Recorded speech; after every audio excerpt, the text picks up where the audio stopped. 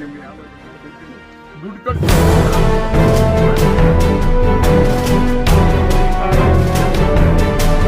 ಅದರ ರೂಲ್ಸ್ ಹೇಳಿ. ನೀವೇನು ಗೊತ್ತು ಸುಮ್ಮನೆ ಹೇಳ್ತಾ ಹೋದ್ರೆ ಎಷ್ಟು ಪ್ರೆಷರ್ಗಳು ಬರ್ತವೆ. ಆ ಜಾಗ ಏನು, ಪರ್ಮಿಷನ್ ಕೊಡಕ್ಕೆ ಎಲ್ಲ ಐತೆ ತಾನೆ. ಅದೇನು ಕಂಡೀಷನ್ ಐತೆ ಅದು ಹೇಳಿ, ಯಾರ್ಯಾರಿಗೆ ಎಷ್ಟೆಷ್ಟು ಅಂತ ಮೊದಲಿಂದ ಹೇಳ್ಕೆ ಬನ್ನಿ. ನೀವು ಇದು ಬಂದು ಬ್ಲಡ್ ಬ್ಲಾಸ್ಟಿಂಗ್ ಹೇಳ್ಬಿಟ್ರೆ ಇಲ್ಲಿ ಎಲ್ಲರೂ ಹೇಳ್ತಾ ಬರ್ತಾರೆ. ಬಂದಿರೋದೇ ಗೊತ್ತಾ, ಸಾಮಾಜಿಕವಾಗಿ ಎಲ್ಲರಿಗೂ ತೊಂದರೆ ಆಗೋದು ಎಲ್ಲರಿಗೂ ಕೇಳ್ತಾರೆ. ಅವ್ರು ಅಷ್ಟಾಗೆ ಬಂದಾಗ ನಾವು ತಾಳ್ಮೆಯಿಂದ ಎಲ್ಲ ದಯಮಾಡಿ ತಾಳ್ಮೆಯಿಂದ ಇದೆ. ಅವ್ರು ಎಲ್ಲರೂ ಹೇಳ್ಕೆ ಬರ್ತಾರೆ. ಸಮಸ್ಯೆ ಮಾತಾಡ್ತಾರೆ. ಕೇಳ್ತಂತ ಅಧಿಕಾರಿಗಳನ್ನ ಹೆಂಗೆ ಕೊಟ್ರಿ ನೀವು, ಪರಿಶೀಲನೆ ಮಾಡಿ ಏನಕ್ಕೆ ಕೊಟ್ರಿ ನೀವು? ನಾವು ಆಕ್ಷೇಪಣೆ ಆಯ್ತು, ಗೊತ್ತಾಯ್ತು, ನಾವು ಆಕ್ಷೇಪಣೆ ಮಾಡ್ತಾನೆ ಬಂದಿದ್ದೀವಿ. ಒಂದು ಆಕ್ಷೇಪಣೆ ಮಾಡ್ತಾ ಇದ್ದೀವಿ, ನಮಗೆ ಬೆಲೆನೇ ಇಲ್ಲ. ನಾವೆಲ್ಲಿ ಹೋಗೋಣ?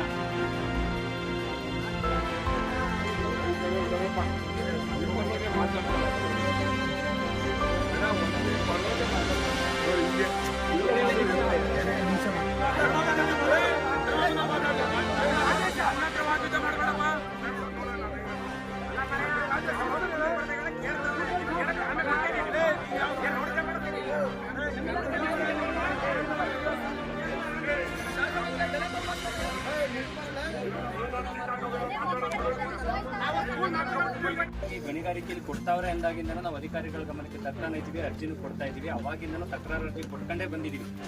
ಇವತ್ತಿನ ಹೊಸದೇನಲ್ಲ. ಅಷ್ಟು ವಿಧ ವಿಧವಾಗಿ ಅರ್ಜಿ ಕೊಟ್ಟರು, ಪ್ರತಿಯೊಂದು ಗಮನಕ್ಕೆ ತಂದ್ರೂ ಕೂಡ ಲೈಸೆನ್ಸ್ ಕೊಟ್ಟಾಯ್ತು, ಗಣಿಗಾರಿಕೆ ಸ್ಟಾರ್ಟ್ ಮಾಡಲಿಕ್ಕೆ ಅವ್ರು. ಪರಿಸ್ಥಿತಿ ಏನಾಗಿದೆ ಅಂದ್ರೆ, ಇಲ್ಲಿಂದ ಒಂದು 327 ಮೀಟರ್ ಅಂತ ಹೇಳ್ಬಿಟ್ಟು GPS ರೀಡಿಂಗ್ ಕೊಟ್ಟಿದೆ. ಲೈಸೆನ್ಸಲ್ಲಿ 2 ಕಿಲೋಮೀಟರ್ ಅಂತ ಗಣಿಗಾರಿಕೆ ಬರ್ತೀವಿ, ಅವರೇ ಬರ್ತಿರೋದು. ಶಾಲೆಗೂ ಗಣಿಗಾರಿಕೆ ಇರೋ ಸ್ಥಳಕ್ಕೂ 2 ಕಿಲೋಮೀಟರ್ ಅಂತ ಪೇಪರ್ ಇದು ಸ್ವಲ್ಪ ಬರ್ತಿರೋದು. ಆದರೆ GPS ರೀಡಿಂಗ್ ತಹಶೀಲ್ದಾರ್ ಮಾಡಿರೋದು 327 ಮೀಟರ್ ಅಂತ ಬರ್ತದೆ. ಆಯ್ತಾ?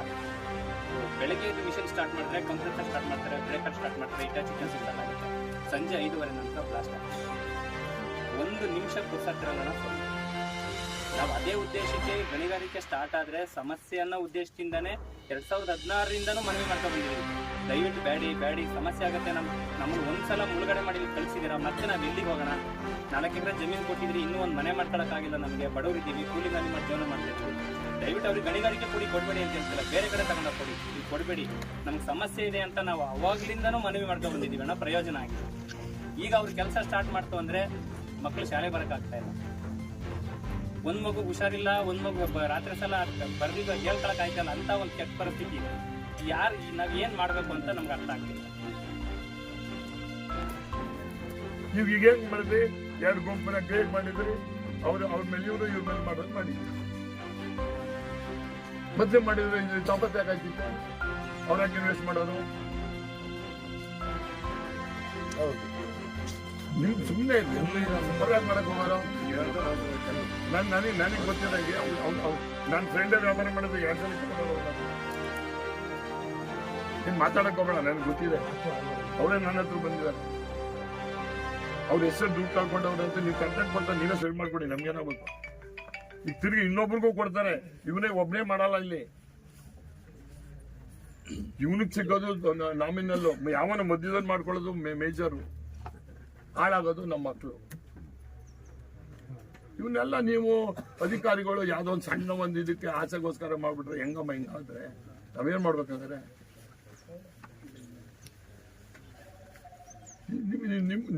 ನಿಮ್ಮ ಮಿಸ್ಟೇಕಿಂದ ಕಾನೂನು ಪ್ರಕಾರ ಮಾಡಿದ್ರಿ ಅಂತ ಹೇಳೋದು ಅದು 2ನೇ ಪಾಸು, ಅದು ಸೆಕೆಂಡ್ರಿ. ಸ್ಕೂಲ್ ನಡಿಬೇಕು ಅನ್ನೋದು ಪರಿಜ್ಞಾನ, ಕಾಮನ್ ಸೆನ್ಸ್ ಅವ್ರೇನಪ್ಪ. ಸರ್ ಹೌದು, ಒಂದು ಲೋಕಲ್ ಇಂದ ಸರ್ ಈಗ RIE BAಗಳೆಲ್ಲ ರಿಪೋರ್ಟ್ ಆದಮೇಲೆ ಅವರು NOC ಕೊಟ್ಟಿರ್ತಾರೆ ಸರ್ ನಮಗೆ. ಸೊ ಲೋಕಲ್ಲಿಗೆ ನಾವು ಕನೆಕ್ಟೆಡ್ ಇರಲ್ಲ. ನಮ್ಮದೊಂದು ಡಿಸ್ಟಿಕ್ ಆಫೀಸ್ನಲ್ಲಿ ಇರೋರು 1, 2, 3 ಜನ ಅಧಿಕಾರಿಗಳು ಇಟ್ಕೊಂಡು ಎಲ್ಲ ಕಂಪ್ಲೀಟ್ ಡಿಸ್ಟಿಕ್ ನೋಡೋದು ಕಷ್ಟ ಆಗುತ್ತೆ. ಸೊ ಅವರು ಲೋಕಲಲ್ಲಿರೋರು ಅವರು ನಮ್ಮ ಈಗ ನಿಮ್ಗೆ ತಿಳ್ಕೊಳ್ಳಿ, 2006ನಲ್ಲಿ ರೆವಿನ್ಯೂ ನೋಡಿ ಕೊಟ್ಟಾರೆ, ಇಷ್ಟೆಲ್ಲ ಪ್ರಾಬ್ಲಮ್ ಆಗ್ತಾ ಇದೆ. ಅದಾದ್ಮೇಲೆ ಎಜುಕೇಶನ್ ಡಿಪಾರ್ಟ್ಮೆಂಟ್ ಎಲ್ಲ ಕನ್ಸಲ್ಟ್ ಮಾಡಿದ್ದೀರಾ? ನಿಮ್ಮ ಜವಾಬ್ದಾರಿ ಅಲ್ವಾ? ಎಜುಕೇಶನ್ ಡಿಪಾರ್ಟ್ಮೆಂಟ್ ಕನ್ಸಲ್ಟ್ ಮಾಡಬೇಕು, ಮಾತಾಡಬೇಕು. It is not your duty ಅಲ್ವೇನ್ರಿ? ಬನ್ನಿ ಕಡೆ.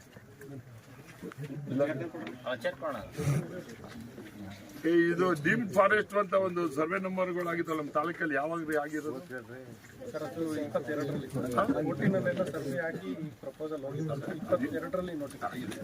ಆ 22ರಲ್ಲಿ 116 ಸರ್ವೆ ನಂಬರ್ ಇದೆಯಾ ಅಂತ ನೋಡ್ರಿ. ಇದೆಯಾ? ಯಾಕೆ ಹೇಳ್ತಿದ್ದೆ ಅಂದ್ರೆ ಕಾಣಿಸಲ್ವಾ ನಿಮ್ಗೆ? ಹಾ ಸರ್, ಅದು ಮೇಲೆ ಇದು ಮಾಡಿದ್ದೀವಿ ಸರ್, DC ಅವರು ಏನಾರೇ ಮಾಡ್ಲಮ್ಮ, ಇದೆಯಾ ಇಲ್ವಾ? ಫಾರೆಸ್ಟ್ ಇಶ್ಯೂ ಇದೆ ಸರ್. ಇಶ್ಯೂ ಇದ್ಮೇಲೆ ಲೈಸೆನ್ಸ್ ಸರ್ ಅದು ಕೊಟ್ಟಾದ್ಮೇಲೆ ಸರ್ ಇಶ್ಯೂ ಬಂದಿದೆ. ಹಲೋ, ನಾನು 220 KVಗೆ ರೆವಿನ್ಯೂ ಡಿಪಾರ್ಟ್ಮೆಂಟ್ ಇಂದ ಕಣಿಯಾರ್ಗೆ 7.5 ಲ್ಯಾಂಡ್ ರಿಜಿಸ್ಟರ್ ಮಾಡಿಕೊಟ್ರು. ಯಾರು? ಇವರು ನಮ್ಮ ಡಿಸಿನೇ ಹೇಳಲ್ಲ, ರೆವಿನ್ಯೂ ಡಿಪಾರ್ಟ್ಮೆಂಟ್ ರಿಜಿಸ್ಟರ್ ಮಾಡಿಕೊಟ್ರು. ಯಾರಿಗೆ? ಗೌರ್ಮೆಂಟ್ಗೆ. ಗೌರ್ಮೆಂಟ್ ರಿಜಿಸ್ಟರ್ ಮಾಡಿಕೊಟ್ಟು ಆದ್ಮೇಲೆ ಫಾರೆಸ್ಟ್ ಅವ್ರು ಬಿಟ್ಕೊಟ್ರಿ ನೀವು? ಯಾವ್ದು ಸಾರ್ವಜನಿಕರ ಕರೆಂಟ್ ಅಮ್ಮ, ನಮ್ಗಲ್ಲ. ದುಡ್ಡು ಕಟ್ಟು ರಿಜಿಸ್ಟರ್ ಆದ್ಮೇಲೆ ಕಾರಣ ಏನ್ ಹೇಳಿ? ಈ ಸರ್ವೆ ನಂಬರು ಫಾರೆಸ್ಟ್ ಸೇರಿದೆ, ನಾವು ಕೊಡೋಲ್ಲ. ಆಮೇಲೆ ನಾವು ಮುದುಗನೂರು ಅಲ್ಲಾಪಟ್ಟಣದ ಹತ್ರ ಕೈಯ ಕಾಲ ಹಿಡ್ಕೊಂಡು ರೈತರ ಹತ್ರ ಬಿಡಿಸ್ಕೊಂಡು ಬೇರೆ ಇನ್ನೊಂದು ಕಡೆ ಸಪರೇಟ್ ಕೊಡ್ತಾರೆ. ನೀವು ಮಾಡೋ ಮಿಸ್ಟೇಕ್ ಈಗ ಸರ್ ಒಂದು ಸಬ್ಮಿಷನ್ ಸರ್, ಈ ತರ ನಾವು ತಾತ್ಕಾಲಿಕವಾಗಿ ಸ್ಥಗಿತಗೊಳಿಸಿದ್ವಿ ಸರ್. ಇದು ಫಾರೆಸ್ಟ್ ಇಶ್ಯೂ ನಿಮ್ ಲೆಟರ್ ಬಂದ ಮೇಲೆ ಇದು ಮಾಡಿದ್ವಿ ಸರ್. ಇವ್ರು ಮತ್ತೆ ಲೀಸ್ ಹೋಲ್ಡರ್ಸ್ಗಳು ರಿಕ್ವೆಸ್ಟ್ ಕೊಟ್ಟು ನಾವು ಬಂಡವಾಳ ಹಾಕೊಂಡಿದೀವಿ ಅಂತ DC ಕಮಿಟಿನಲ್ಲೇ ಮತ್ತೆ ತಾತ್ಕಾಲಿಕಗೊಳಿಸಿದ್ದು. ಸರ್ವೆ ಆಗೋವರೆಗೂ ನೋಡಿ ಸರ್, ಆಗೋವರೆಗೂ ಅದನ್ನ ಮತ್ತೆ ಮುಂದುವರ್ಸಕ್ ಅವಕಾಶ ಕೊಟ್ಟು ಅದ್ರ ಮೇಲೆ ಕೊಟ್ಟಿರೋದು ಸರ್ ಅಷ್ಟೇ. ಅದು ಭಾಗಶಃ ಇರುವಂತ ಕಡೆ. ಇದನ್ನ ತಪ್ಪು ಅಥವಾ ಕೊಟ್ಟಿರೋದು ಇದು ಅಂತ ಹೇಳಲ್ಲ. ಇದು forest is A mandate. Yes sir. ಅದು ಇದ್ರ ಮೇಲೆ ಕಮಿಟಿ ಕೊಟ್ಟಿರೋದು ರೈಟ್ ಅದು ತಪ್ಪ ನೀನೇ ಹೇಳ. ಸರ್ ಅವರು ಇದ್ರು ಸರ್ ಅದ್ರಲ್ಲಿ, ಆ ಮೀಟಿಂಗ್ ನಲ್ಲಿ ಅವರು ಯಾರು DC ಅಂತ ಮಾತಾಡಲ್ಲ, ಎಲ್ಲ ತಲೆ ಕರ್ಕೊಂಡು ನಿಂತ್ಕೊತೀರ ನೀವು. ಎಲ್ಲರೂ DC ಅಂದ್ರೆ ಮೇಲಿಂದ ಬರ್ತಾರ ಅಥವಾ ನಾವಿಂದ ಮೇಲಿಂದ ಬರ್ತೀವ? You are public servants, you are paid servant, I elected servant. ನಿಮ್ದೊಂಥರ ಡ್ಯೂಟಿ, ನಮ್ದೊಂಥರ ಡ್ಯೂಟಿ. ಇಬ್ರು ಒಂದೇ ನಾಣ್ಯದ ಎರಡು ಮುಖ. ಈಗ ಪರಸ್ಪರ ನಾವು ದ್ವೇಷ ಮಾಡಿಸ್ತಂಗೆ, ಅವ್ರವ್ರಿಗೆ ಪರ ವಿರೋಧ ಮಾಡಿಸ್ತಂಗೆ ಆಗ್ತಾ ಇಲ್ವಾಗ? ಏನ್ ಮಾಡ್ಬೇಕಾಗ? ನಮ್ದೇ ಕೇಳಿ ನೋಡೋಣ. ಡೆಪ್ಯೂಟಿ ಸರ್ ಕೊಟ್ರ ಬಿಟ್ರೇನ್ರಿ? ನೀವ್ ಇತ್ತ ಇಲ್ಲ ಬಿಟ್ರೇನು ಹೇಳ್ರಿ. 350 ಕೋಟಿ ರೂಪಾಯಿ ಪ್ರಾಜೆಕ್ಟ್ ಅದು. ಇಡೀ ಅರ್ಕಲ್ಗೂಡ ತಾಲೂಕಿಗೆ ಕರೆಂಟ್ ಕೊಡುವಂಥದ್ದು. ನಿಲ್ಸೇ ಬಿಟ್ರು ಸರ್ಕಾರದ ಕಾರ್ಯಕ್ರಮ ಮಾಡಕ್ಕೆ, ಇದು ಪ್ರೋಗ್ರಾಮ್ ಮಾಡಕ್ಕೆ ಮಾಡ್ಬೋದಾಗಿತ್ತಲ್ಲ ಹಂಗಾರೆ. ಆಮೇಲೆ ಈಗ ಕಾನೂನು ಭಾರಿ ಸೀರಿಯಸ್ ಆಗ್ಬಿಟ್ಟೆ. ಕಾನೂನಲ್ಲಿ ತೊಂದರೆ ಆಗೋದು ಬಂಡವಾಳ ಹಾಕೋನಿಗೂ ತೊಂದರೆ ಆಯ್ತದೆ ಅನ್ನೋದಕ್ಕಿಂತ ಆಫೀಸಿಗಳು ಇರ್ತಾರೋ ಅಧಿಕಾರಿಗಳು ಮನೆ ಮಾಟ ಹಾಳಾಗೋಯ್ತವೆ, ಹೆಂಡತಿ ಮಕ್ಳು ಬೀದಿಗೆ ಬರ್ತಾರೆ. ನೋಡ್ಬೇಡವೇನ್ರಿ ಸರ್? ಈಗಲೂ ಏನಿಲ್ಲ ಸರ್, ಇವರು ಫಾರೆಸ್ಟ್ ಮತ್ತೆ ಇವರು ವಾಪಸ್ ತಗೊಂಡ್ಬಿಟ್ರೆ ನಿಲ್ಲಿಸಬಹುದು. ಹಲೋ, ನೀನ್ ಹೇಳಿಕ್ ಯಾರು ಮಾಡಿದ್ಯಾ ಅಷ್ಟೇ. ಈಗ ಅವ್ರ ಮೇಲೆ ನಾವು ಮಾಡಿರೋದು ಅಂತ ನಾನು ಹೇಳ್ತಾ ಇದ್ದೀನಿ ಸರ್, ಇಲಾಖೆ ಪರವಾಗಿ ಅಷ್ಟೇ. ನೀನು ಅದನ್ನ ಹೇಳ್ಕೊಡ್ದು ಕುಡ್ದಿಗಿಲ್ಲಿ. ಈಗ ನೀನು DC ಅವ್ರು ಆಯ್ತು, ಆಮೇಲೆ DC ಮೇಲೆ ಚಾಲನೆ ಮಾಡ್ತೀವಿ ಬಿಡಿ. DC ಕೆನಾಟ್ ಗೋ ಎಗೇನ್ಸ್ಟ್ ಲಾ. ಎಲ್ಲ ರೂಲ್ಸ್ ಪ್ರಕಾರ DC ಮಾಡಿದಾರಲ್ಲ, ಈ ಸರ್ವೆ ನಂಬರ್ ಏನ್ರಲ್ಲಿದೆ? ಈಗ ಫಾರೆಸ್ಟ್ ಇಶ್ಯೂ ಇದೆ ಸರ್. ಆಯ್ತು, ಫಾರೆಸ್ಟ್ ಇಶ್ಯೂ ಇದ್ಮೇಲೆ DC ಅವ್ರಿಗೆ ತಾತ್ಕಾಲಿಕ ಮಾಡಕ್ಕೆ ಅಧಿಕಾರ ಕೊಡಕ್ಕೆ ಅಧಿಕಾರ ಇದೆಯಾ ಸರ್? ಅದು ನಮ್ಮ ಡೈರೆಕ್ಟರ್ ಅಧಿಕಾರ ಇದೆಯಾ ಇಲ್ವಾ?